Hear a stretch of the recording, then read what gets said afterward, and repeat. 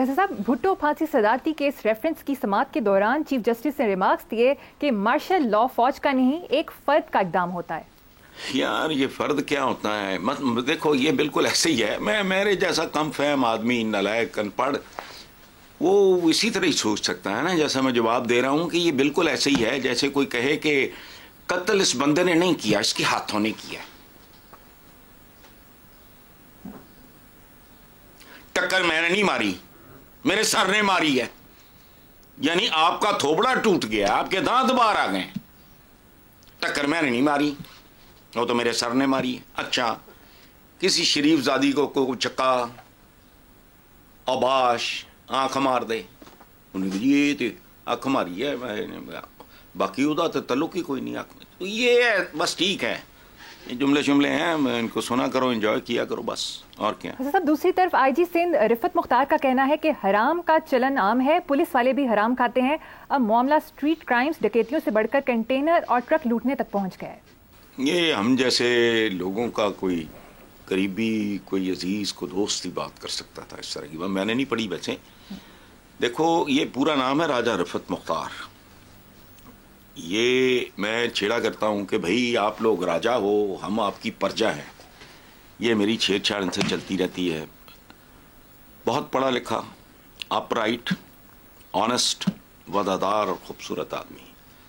तुम अंदाजा लगाओ। अच्छा, और फिर सेल्फ कंट्रोल बहुत है उस बंदे। कहां तक बात पहुंची होगी कि ये बंदा फट पड़ा। वो इस टाइप का है नहीं, बड़कबाज आदमी नहीं है, वो इस तरह की बातें करने वाला, सर फेंक के काम करने वाला आदमी है। लेकिन इससे अंदाजा लगाओ कि अगर एक सूबे का आईजी ये कह रहा है, वो क्या देख रहा होगा, क्या भुगत रहा होगा, क्या फेस कर रहा होगा। तो बात तो 100% ठीक है। ठीक है, पता है, आपको भी पता है, मुझे भी पता है जी।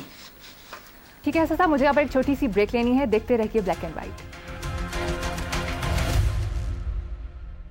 Welcome back. हसन साहब, डॉक्टर आदिल नजम international relations, conflict resolution, environmental development के माहिर हैं। मुल्की और गैर मुल्की यूनिवर्सिटीज़ में पढ़ाने का वसी तजर्बा रखते हैं। उन्होंने इलेक्शन से पहले तज्जिया दिया था कि पाकिस्तान के मुस्तकबिल का फैसला 15 से 29 साल के नौजवान करेंगे। 2050 तक के हर इलेक्शन में यही सूरत हाल रहेगी। अब जो भी मुआशरा तश्कील पाएगा उसका मेमार नौजवान तबका होगा। आपके ख्याल में उनका तज्जिया दुरुस्त है? बहुत दुरुस्त होने के बावजूद इसमें एक बुनियादी खामी है। मुस्तकबिल का जो मुआशरा तश्कील पाए उसका मेमार, ये मेमार नहीं होंगे। यही रोक के हटाऊं अभी। वो मेमार कारीगर होता है, हराम मिस्र से लेके ताजमहल तक बनाते हैं। मेमार कोई मेरी तरह का बीमार लूला लंगड़ा होता है। मेमार तो मेमार होता है। तो मुस्तकबिल के मेमार ये मुस्तकबिल बनाने जोगे हैं। पहली बात। अच्छा, मैं डॉक्टर आदिल नजम साहब से ज़ाती तौर पर, मैं अदरवाइज में वाकिफ हूँ। देखो, हमारा प्रॉब्लम क्या है। एक फ्रांस फैनन एक राइटर है, उसका एक बहुत सा काम है उनका, रेचेड ऑफ द अर्थ, यानी उफ्ताद गाने खाक, इस धरती के कीड़े मकोड़े, हम वो हैं। हम अब्दुल्ला हुसैन की उदास नस्लें हैं। ये सूरत हाल जो है, लेकिन पता नहीं, आई डोंट नो। और ये कीबोर्ड वॉरियर्स वगैरह जो कुछ करेंगे, अगर इनकी डायरेक्शन ही ठीक ना हुई, अगर इनकी तरजीहात ही दुरुस्त ना हुई, अगर इनकी बुनियादें ही टेढ़ी रख दी गई, तो फिर ये तखरीब करेंगे या तामीर करेंगे, मैं नहीं जानता। और एक बात ज़िमनी तौर पे, 9 मई को जो हुआ बहुत तकलीफ दे था। मैंने भी उस पर प्रोटेस्ट किया, लेकिन सब कुछ ठीक हो गया।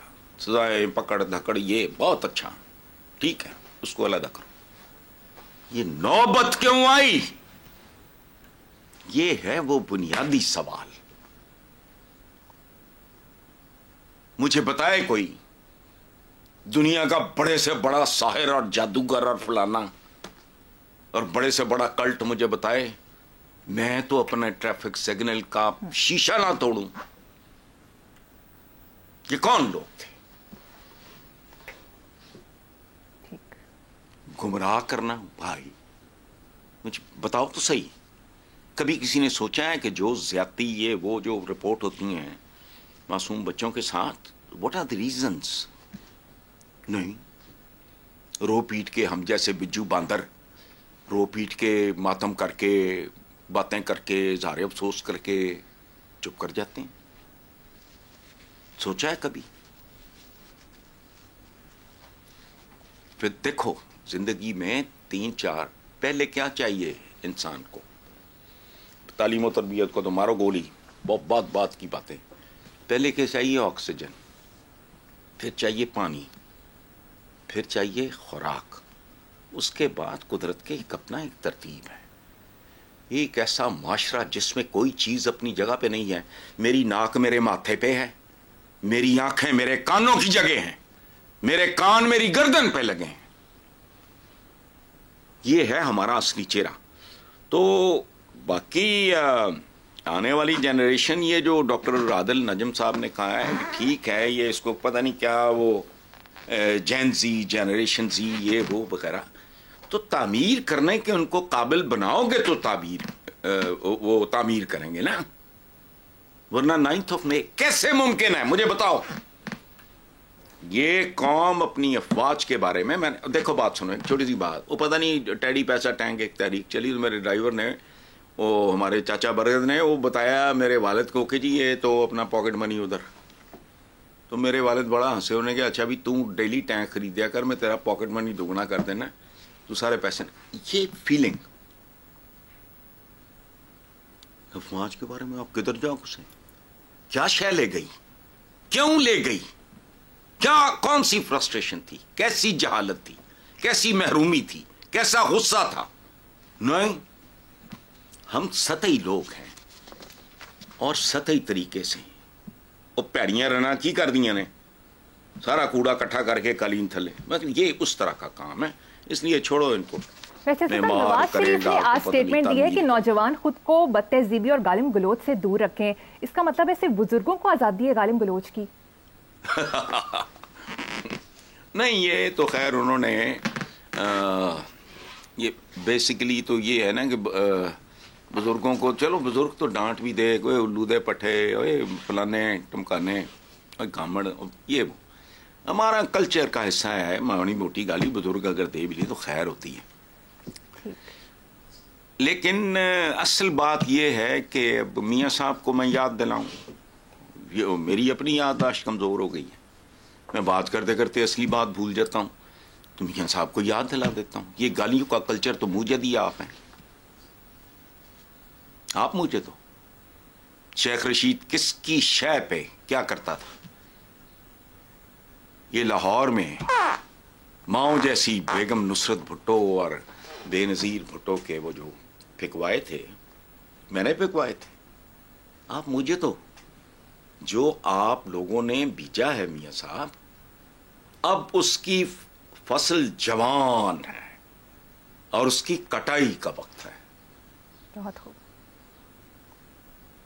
سمجھ گئے ہوں. جی. اس لیے بہرحال چھوڑو، کرنا نہیں چاہیے، بات ٹھیک ہے، حدود کے اندر رہ کے آپ نے کو کرنا ہے وہ ٹھیک ہے، حدود کے اندر رہ کے کرو.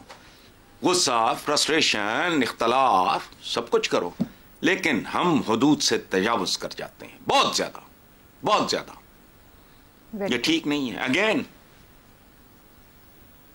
وجوہات ڈھونڈو.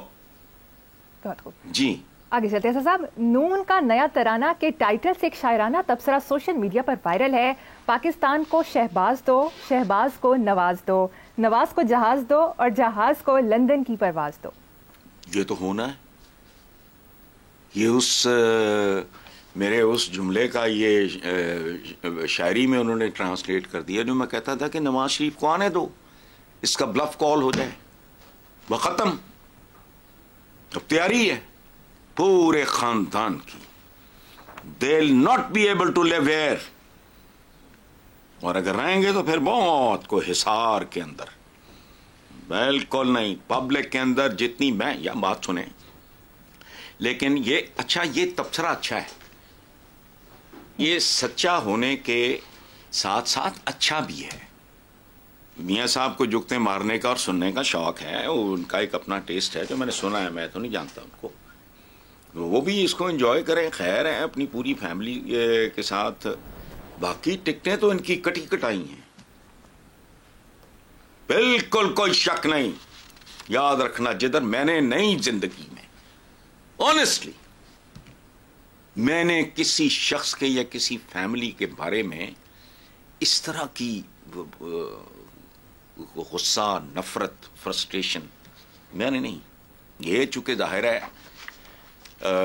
مسلسل اقتدار سے چپکے رہے, پیسے کی کمی نہیں ہے, سو چمچگان کا, درباریوں کا, تلائی چمچے, ٹھیک ہے, کوئی گولڈن سپونز تو کوئی سلور سپونز تو کوئی پتہ نہیں کاپر سپونز, یہ اس طرح کے نا اچماچل چماچیچ چمچوں کے شہنشاہ, وہ اس طرح کے ان کے ہوں گے. تو وہ ان تک وہ اصلی بات شاید نہ پہنچتی ہو, شاید اگر تھوڑے سے بھی یہ سینسٹیو ہوں, کوئی ایشو نہیں ہے, ان تک بات پہنچ گئی ہوگی. نہیں پہنچی, وقت پہنچا دے گا, آنے والے دنوں میں دیکھ لینا. میں نے نہیں اس طرح کی ریزنٹمنٹ کبھی کسی فیملی کے خلاف دیکھی, پولیٹیکل فیملی کے خلاف. تو ٹھیک ہے, جہاز دو تو پھر نواز دو, تو پھر یہی کچھ ہے, یہی تماشا چل رہا ہے. جی ٹھیک ہے, ایسا صاحب پروگرام میں شامل کریں گے ایک بریک. اسٹے ود اس.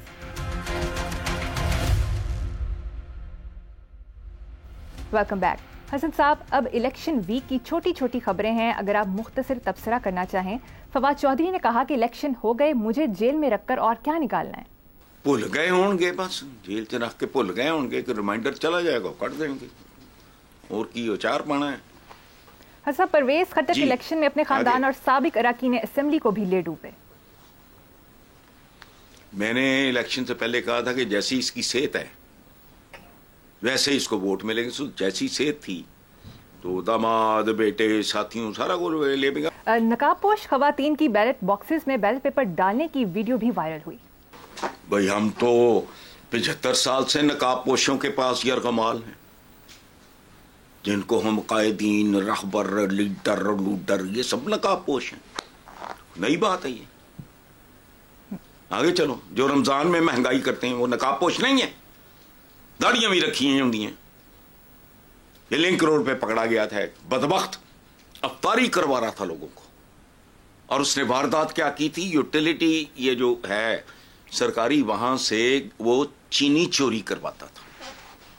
داڑھی بھی تھی, افطاری بھی کرا رہا تھا. تو ہم تو نقاب پوشوں کے پاس گر بھی پڑے ہیں بھائی. جی, صدر مملکت عارف علوی نے ایک معنی خیز بیان دیا کہ کم از کم مزید کھدائی بند کر دیں. اس پر آپ کیا کہیں گے؟ بھائی تیل نکلنے پہ کھدائی بند ہو جائے گی. دو ہی صورتیں ہیں نا, نکلا یا نہیں نکلا. تیل نکل آیا تب بھی کھدائی بند ہو جائے گی, پھر تیل پہ فوکس ہوگا. اگر نہ نکلا تو پتہ لگے گا جی یہ سوسائٹی بیکار. جیسے ایک بار وہ کراچی میں نہیں, پتہ نہیں کوئی ڈیپ ویل ڈرلنگ پتہ نہیں ہو رہی تھی پانی کے میں, یہ وہ سارا, تو بس کھدائی تو پھر کھدائی ہے, جو نتیجہ ہوگا وہ دیکھ لیں گے. جی آگے چلتے. حسن صاحب, لاسٹ منٹ چل رہا ہے, کوئی کالا کال ہے تو شیئر کر دیں. کالا کال نہیں یار, میں تمہیں آپ کو سناتا ہوں اپنا.